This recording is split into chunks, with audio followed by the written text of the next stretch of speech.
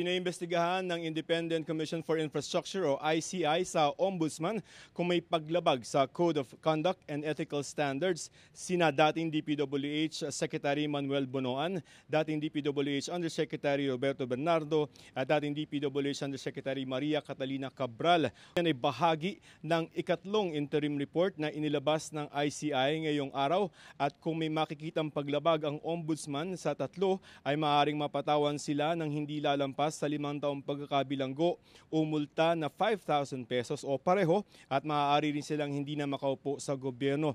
Bukod sa kanila, ipiniimbestigahan din ng ICI sa Ombudsman kung may posibleng kaso naman ng graft, malversation at falsification of public records at paglabag sa Government Procurement Act sina dating DPWH Bulacan 1st District Engineer Henry Alcantara, dating mga engineers Bryce Hernandez at si Yumir Villanueva, presidente ng kumpanyang Top Notch Catalyst Builders Incorporated. Ito ay para sa isang 72 million na ghost project sa Bagong Silang, Plaridel, Bulacan. Ang rekomendasyon ng ICI ay base sa report ng Commission on Audit o COA na nagpakita na wala raw proyektong naitayo pero nabayaran ng buo ang proyekto. Narito po ang pahayag ni Justice Andres Reyes. Expect more referrals to the Ombudsman.